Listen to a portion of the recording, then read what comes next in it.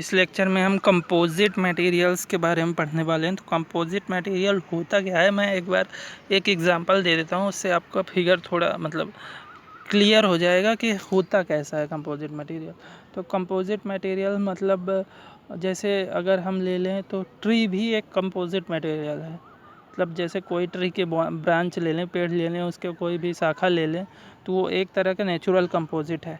उसमें क्या होता है कि अंदर फाइबर होता है, मतलब अंदर जो लकड़ी होती है मेन, जिसे हम लकड़ी बोलते हैं, वो अंदर वाला पार्ट होता है जो टफ होता है। ठीक है, इसकी मेन प्रॉपर्टी है कि इसके अंदर क्या होती है, टफनेस होती है। ये जैसे लकड़ी का मेन पार्ट हो गया, और इसके ऊपर जो होता है एक कवर होता है जिसे सेलुलोज कवर होता है, सेलुलोज कवर। ठीक है, तो यहाँ से इसके अंदर सेलुलोज का कवर चढ़ा हुआ होता है, पूरे में होता है, मैं इतने में दिखा रहा हूँ, पूरे मटेरियल के ऊपर भी पार्ट पे। ठीक है,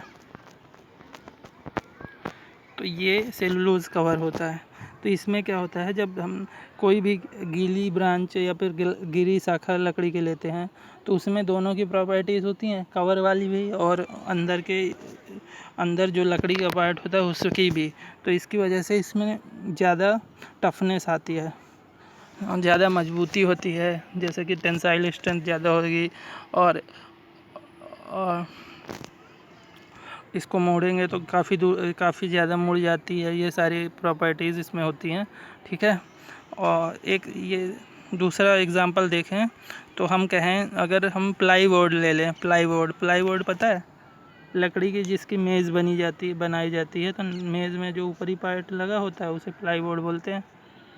या फिर आप बेड शीट ले लें, वो प्लाईवुड उसका भी होता है, जो आपका बेड होता है, बेड में जो सीट पड़ी रहती है वो भी प्लाईवुड से बनी होती है। उसको कभी देखना, उसमें बीच में वेस्ट मटेरियल टाइप की लकड़ी होती है, लेकिन ऊपर नीचे से स्पेशल फाइबर लगाए जाते हैं जिनकी हाई टफनेस होती है, हाई टेंसाइल स्ट्रेंथ होती है। मतलब जो क्वालिटी तुम्हें चाहिए वो सबसे ज़्यादा जो बाहरी मटेरियल है उसमें होती है। तो कंपोजिट मटेरियल यही होता है, उसमें कई सारे मटेरियल की एक परत बाई परत, लेयर बाई लेयर, कई सारे मटेरियल आपस में कहें चिपका दिए जाते हैं, तो गलत नहीं है, आपस में चिपका दिए जाते हैं, जिससे उस मटेरियल में जो नया बनता है उसमें सारे जो उसके कंस्टिट्यूएंट मटेरियल है उसकी सारे की प्रॉपर्टीज़ आ जाती हैं थोड़ी थोड़ी करके, जिसकी वजह से मटेरियल हर सही हो जाता है हर तरीके से। ठीक है, तो अब हम पढ़ते हैं एक बार। A composite is considered to be any multi phase material को हम कंपोजिट बोलते हैं, that exhibit a significant properties of both constituent phases. जो उसकी कंस्टिट्यूएंट फेज हैं, उसकी दोनों की उसमें प्रॉपर्टीज़ होती हैं, वो भी सिग्निफिकेंट प्रॉपर्टीज़ होती हैं। ठीक है, such that better combination of properties can be achieved, जिसकी वजह से बेटर कॉम्बिनेशन ऑफ प्रॉपर्टी को अचीव हो जाता है। और एक सबसे एग्जांपल सही दूंगा, अपने सब ने देखा होगा, जो घर में कभी लेंटर पड़ते हुए देखो, तो कंपोजिट मटेरियल का ही एग्जांपल है ये। इसमें क्या होता है, हम कंक्रीट और सीमेंट और बाकी सारी चीज़ें मिला देते हैं, तो ये जो पार्ट होता है इसको हम बोलते हैं मैट्रिक्स, जिसमें कंक्रीट होती है, सीमेंट होती है, बालू होती है, सब मैट्रिक्स कहलाते हैं। ये पहले जब मिलाते हैं तब होता है, बहुत गीला होता है तब ये क्या बोलते हैं इसे, डक्टाइल टाइप होता है, मतलब सॉफ्ट होता है। हाँ, इसे सॉफ्ट होता है। ठीक है, तो इसे मैट्रिक्स फेज बोलते हैं। और जो रेनफोर्समेंट करते हैं, मतलब इसमें बीच में हम वो मिलाते हैं, उसे क्या बोलते हैं, छड़ें मिलाते हैं आयरन की, या फिर स्टील की छड़ें भी कहीं कहीं मिलाई जाती हैं, तो उनको हम बोलते हैं रेनफोर्समेंट फेज़। जो हम बीच में डालते हैं वो रेनफोर्समेंट होता है। रेनफोर्समेंट में हम जब लेंटर वाली बात करें तो वहाँ पे हम वो डालते हैं छड़ें। ठीक है, आयरन की रॉड डालते हैं। और इसको हम रेनफोर्समेंट बोलते हैं। और फाइबर भी यूज़ होता है रेनफोर्समेंट के लिए, बहुत जगहों पे फाइबर, ग्लास यूज़ करते हैं, फाइबर यूज़ करते हैं, ऐसे चीज़ें यूज़ करते हैं हम रेनफोर्समेंट में। ठीक है, तो ये आगे चल के पता चलेगा सब, तो हम अब पढ़ते हैं, बहुत हो गया। तो composite materials are composed of, मतलब कंपोज्ड ऑफ टू थिंग्स होती हैं कंपोजिट मटेरियल में, एक मैट्रिक्स फेज होती है और एक रेनफोर्समेंट फेज होती है। मैट्रिक्स फेज क्या होती है कि मैट्रिक्स जो होती है ये डक्टाइल टाइप की होती है, डक्टाइल होती है और सॉफ्ट होती है। जब जब कंपोजिट हम बनाते हैं तब मैट्रिक्स जो होती है वो सॉफ्ट और डक्टाइल होती है। ठीक है, और जो रेनफोर्समेंट होता है, रेनफोर्समेंट हमेशा स्ट्रॉन्ग मटेरियल का करा जाता है। रेनफोर्समेंट स्ट्रॉन्ग मटेरियल्स का करा जाता है। रेनफोर्समेंट का मतलब सॉफ्ट मटेरियल के अंदर स्ट्रॉन्ग मटेरियल को हम डालते हैं, या फिर स्ट्रॉन्ग मटेरियल को के बीच में सॉफ्ट मटेरियल को डालते हैं, कुछ ऐसा कुछ भी बनाएंगे तो इन दोनों को यूज़ करेंगे, एक मैट्रिक्स फेज और एक रेनफोर्समेंट फेज। ठीक है, अब इसके बाद क्या होता है, कुछ प्रॉपर्टीज़ होती हैं कंपोजिट्स की, वो पढ़ते हैं। तो composite materials are superior to other structural material in specific strength, मतलब जो भी दूसरे स्ट्रक्चरल मटेरियल होंगे उनसे सुपीरियर होगी, मतलब अच्छी होगी, किसमें, स्पेसिफिक स्ट्रेंथ में, स्पेसिफिक स्टिफनेस में और हाई टेम्परेचर स्ट्रेंथ में, जो भी और भी क्वालिटीज़ हैं सब में।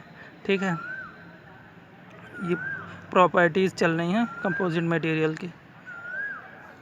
For obtaining optimum properties in composite, their components are selected so as to have slightly different but complementary properties। मतलब क्या कहने का मतलब है कि ऑप्टिमम प्रॉपर्टीज़ के लिए कंपोजिट मटेरियल में मैक्सिमम प्रॉपर्टीज़ के लिए उनके जो कंपोनेंट हैं, ये मैट्रिक्स फेज़ और रेनफोर्समेंट फेज़, ये जो कंपोनेंट हैं उसकी प्रॉपर्टीज़ ऐसे उसको ऐसे हम चूज़ करते हैं कि इनकी जो प्रॉपर्टीज़ हैं वो शार्पली डिफरेंट हो बट कंप्लीमेंट्री हो एक दूसरे की। ठीक है, और कंपोजिट मटेरियल में acquire certain valuable properties which are not found in components. मतलब जो मटेरियल में जो प्रॉपर्टी आती है कंपोजिट मटेरियल जब बनाते हैं तो वो प्रॉपर्टी इनके जो कंपोनेंट हैं उसमें नहीं पाई जाती है। ठीक है, अगला पॉइंट है, इसको मैं अंडरलाइन नहीं कर पाऊँगा, जहाँ तक कर पाऊँगा वहाँ तक पढ़ लूँगा। Both the constituent phase must be chemically different, मतलब केमिकली बोथ कंस्टिट्यूएंट फेज जो होते हैं वो डिफरेंट होते हैं। अब थोड़ा जल्दी जल्दी बढ़ाऊँगा, और मुझे लगता है कि तब मुझे वो करने की ज़रूरत नहीं है हिंदी में ट्रांसलेशन, तो मैं जल्दी जल्दी पढ़ा देता हूँ और ये सब समझ जाते होंगे आप लोग। कंपोजिट जो होते हैं उसकी कैटेगरी के हिसाब से 3 कैटेगरी में डिवाइड किया गया है। पहले नंबर पार्टिकल रेनफोर्स कंपोजिट, दूसरा फाइबर रेनफोर्स कंपोजिट और तीसरा स्ट्रक्चर होता है। तो इनकी जो पार्टिकल रेनफोर्स कंपोजिट है इसको 2 कैटेगरी में डिवाइड करते हैं। तो एक होता है लार्ज पार्टिकल रेनफोर्स कंपोजिट, एक होती है डिस्पर्जन स्ट्रेंथेंड कंपोजिट। ये होता है पार्टिकल रेनफोर्स कंपोजिट के अंडर में आते हैं दोनों। फाइबर रेनफोर्स कंपोजिट भी 2 टाइप्स होता है, एक होता है कॉन्टीन्यूअस या फिर लॉन्ग, और एक होता है डिसकॉन्टीन्यूअस या फिर शॉर्ट। तो कॉन्टीन्यूअस जो होता है वो सिर्फ अलाइंड टाइप का होता है, और डिसकॉन्टीन्यूअस जो होता है वो अलाइंड और रेंडमली ओरिएंटेड दोनों टाइप का होता है। अब इनको डिटेल में पढ़ लेंगे एक एक करके। तो अभी देखते हैं लार्ज पार्टिकल, ये पार्टिकल रेनफोर्स कंपोजिट में लार्ज पार्टिकल पढ़ेंगे। लार्ज पार्टिकल, तो लार्ज पार्टिकल रेनफोर्स्ड कंपोजिट पढ़ते हैं। तो इसमें क्या होता है, जनरली क्या होता है, generally particle are hard and strong than matrix material. इसमें जो पार्टिकल होते हैं हार्ड होते हैं और मैट्रिक्स मटेरियल की तुलना में स्ट्रॉन्ग और हार्ड होते हैं। ठीक है, particle and matrix interaction cannot be treated at atomic or molecular level। मतलब पार्टिकल और मैट्रिक्स का जो इंटरेक्शन है, बॉन्डिंग है, उसको हम एटॉमिक या फिर मॉलिकुलर लेवल तक नहीं कंसीडर करते, मतलब एटॉमिक या फिर मॉलिकुलर बॉन्डिंग नहीं होती है। ठीक है, ये होता है इसमें। उसके बाद अगला पार्ट है particles restrict movement of dislocation of matrix in vicinity of each particle. As a result, matrix transfers some of the applied load to the particles and hence strength of composite get increased। समझ में आया? इसका मतलब ये है, जो particles होते हैं उनको जब हम मैट्रिक्स में डालते हैं तो मैट्रिक्स के जो डिसलोकेशंस होते हैं उनका मूवमेंट जो होता है वो मैट्रिक्स, जैसे मैट्रिक्स को अगर हम क्रिस्टल समझ लें मैट्रिक्स को, तो मैट्रिक्स क्रिस्टल में जब हम इम्प्योरिटीज़ मिलाएंगे तो इम्प्योरिटीज़ मिलाने से जो डिसलोकेशन होता है उनका मूवमेंट हिंड्रेंस हो जाता है, मूवमेंट जो होता है वो डिस्टर्ब हो जाता है और मूवमेंट डिसलोकेशन का रुक जाता है। ये मटेरियल साइंस में पढ़ा होगा। तो वैसे ही है, जब हम पार्टिकल मिला देते हैं मैट्रिक्स मटेरियल में तो इसमें उपस्थित जो डिसलोकेशन है उसका मूवमेंट रुक जाता है। ठीक है, जिसकी वजह से स्ट्रेंथ बढ़ जाती है, कंपोजिट जो मटेरियल है उसकी स्ट्रेंथ बढ़ जाती है। तो ये यही लिखा है ये part, particles restrict the movement of dislocations of matrix in vicinity of each particle. As a result, matrix transfer some of the applied load to the particles and hence strength of composite gets increased। जिसकी वजह से जो composite है उसकी strength increase कर जाती है। अब क्या है अगला point? Large particle can be reinforced in all three type of matrix. Large particle जो होते हैं वो तीन तरह की मैट्रिक्स जो पाई जाती हैं उन तीनों में रेनफोर्स किए जा सकते हैं। Metal matrix, polymer matrix and ceramic matrix, इन तीनों में लार्ज पार्टिकल को रेनफोर्स कर सकते हैं। ये बस। तो लार्ज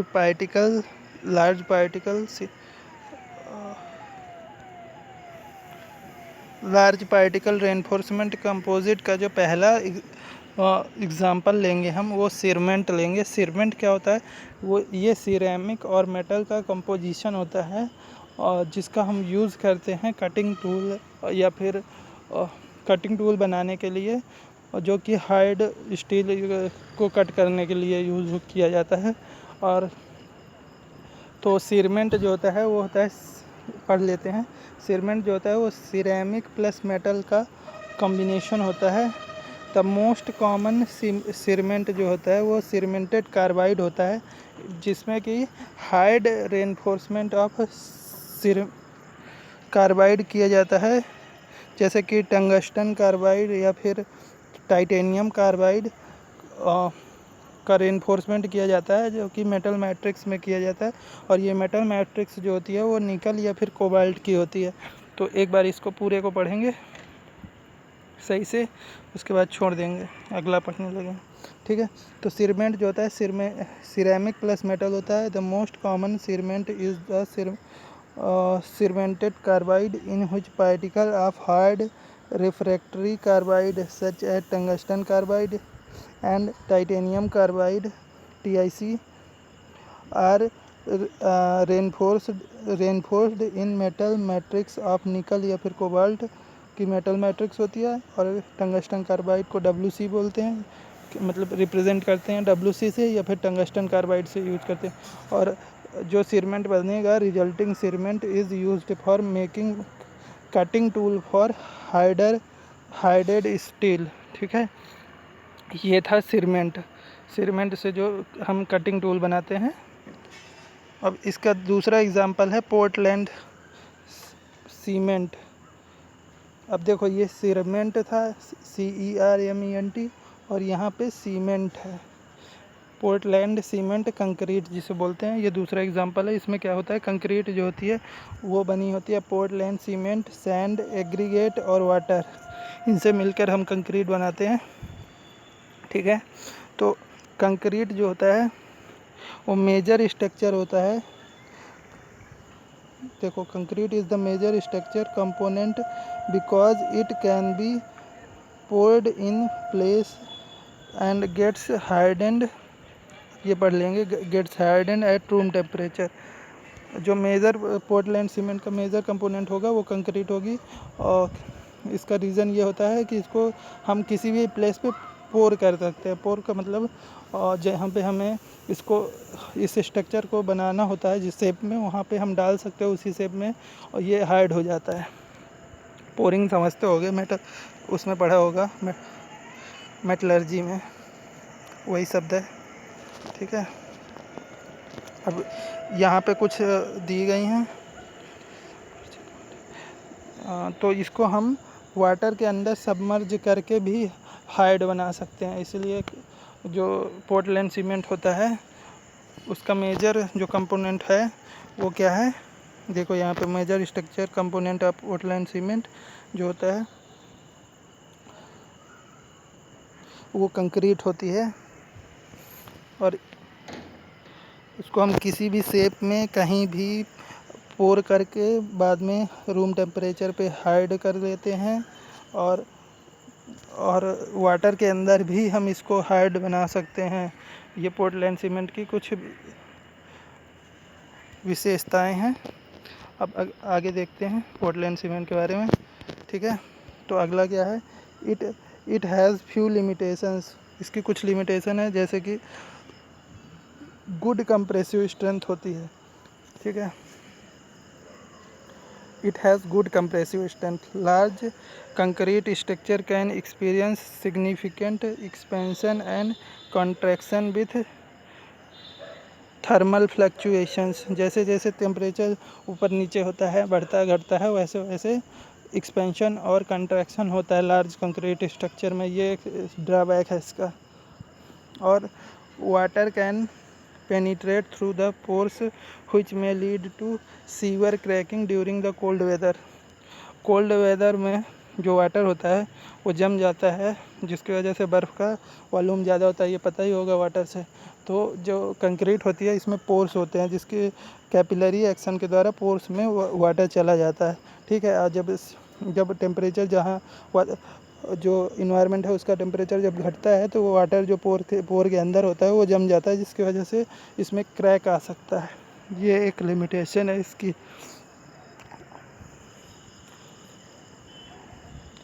जिसमें से most of the above limitation can be either overcome और reduced by proper reinforcement of concrete.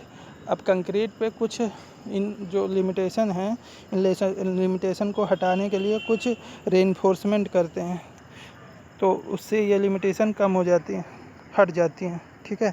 तो वो रेनफोर्समेंट क्या होता है वो अगले देखेंगे। आरसीसी में रेनफोर्स्ड सीमेंट कंक्रीट में ये रेनफोर्समेंट के द्वारा कंक्रीट से बनाई जाती है, ठीक है। अब हमने जो देखा कि कंक्रीट में जो होता है कंप्रेसिव स्ट्रेंथ होता है, पर कंक्रीट में टेंसाइल स्ट्रेंथ नहीं होती है, जिसकी वजह से टेंसाइल फोर्स के प्रति वीक होती हैं। तो इसलिए हम आरसीसी बनाते हैं, रेनफोर्स्ड सीमेंट कंक्रीट। तो ये रेनफोर्स्ड सीमेंट कंक्रीट में क्या होता है ये देख लेते हैं। The concrete has high compressive strength but poor tensile strength. In order to provide sufficient tensile strength to the concrete, reinforcement in the form of steel rod, wire या फिर बार, स्टील रॉड वायर या फिर bars ETC के रूप में करते हैं, ठीक है। तो कंक्रीट जो होता है वो उसमें कंप्रेसिव स्ट्रेंथ जो होती है वो हाई होती है, पर टेंसाइल स्ट्रेंथ कम होती है। तो हम स्टील रॉड या फिर वायर या फिर हमको बोल सकते हैं बार स्टील की जो होती है उसका हम रेनफोर्समेंट करते हैं फ्रेश कंक्रीट में। जब कंक्रीट गीली होती है तभी उसमें रेनफोर्समेंट कर देते हैं स्टील का, जिसकी वजह से स्टील जो होता है वो गुड टेंसाइल स्ट्रेंथ होती है स्टील की। तो जो स्टील होती है उसकी टेंसाइल स्ट्रेंथ हाई होती है, उसका रेनफोर्समेंट हम कंक्रीट में कर देते हैं, जिसकी वजह से जो कंक्रीट बनता है उसको हम आरसीसी कहते हैं। आरसीसी, और इस आरसीसी में कंप्रेसिव और टेंसाइल स्ट्रेंथ दोनों होती हैं, कॉम्बिनेशन होता है प्रॉपर्टीज़ का जो कंपोजिट मटेरियल होता है, जिसकी वजह से टेंसाइल स्ट्रेंथ स्टील की आ जाती है और कंप्रेसिव स्ट्रेंथ जो होती है वो पहले से ही होती है कंक्रीट की। तो आरसीसी में दोनों की दोनों होती हैं, कंप्रेसिव और टेंसाइल गुड स्ट्रेंथ होती हैं। अब स्टील का ही रेनफोर्समेंट हम आरसीसी में क्यों करते हैं, उसका रीज़न है कि जो आरसीसी होता है it has high tensile strength and ductility होती है, इसकी वजह से हम स्टील का मतलब रेनफोर्समेंट करते हैं। दूसरा रीज़न है the coefficient of material expansion nearly same as concrete. जैसे कंक्रीट का कोफिशिएंट ऑफ थर्मल एक्सपेंशन होता है वैसा ही नियरली सेम उसी के बराबर और स्टील का भी होता है। दूसरा रीज़न ये होता है। तीसरा क्या है कि it is not rapidly corroded in cement environment, मतलब ये सीमेंट के इन्वायरमेंट में कोरोड नहीं होती। और चौथा रीज़न है ए relatively strong adhesive bond formed between it and concrete. जो कंक्रीट और स्टील के बीच का बॉन्ड होता है वो बहुत स्ट्रॉन्ग होता है इसी वजह से, और स्टील की कॉस्ट लो होती है। अब एक नोट पॉइंट है वो भी देख लेते हैं। जो पोर्टलैंड सीमेंट होता है, पोर्टलैंड सीमेंट में also reinforced by fibre of high modulus material such as glass, steel, nylon और पॉलीथीन। इन सब के साथ भी हम कंक्रीट जो सीमेंट होती है उसका रेनफोर्समेंट कर सकते हैं। मतलब ग्लास हो गया, नायलॉन हो गया और स्टील हो गई और पॉलीथीन हो गई, इन सब के साथ हम और कंक्रीट का रेनफोर्समेंट कर सकते हैं। बस ये नोट था। Okay, thank you. इसके आगे अब अगले लेक्चर में करेंगे, कंटिन्यू करेंगे। तो बाय।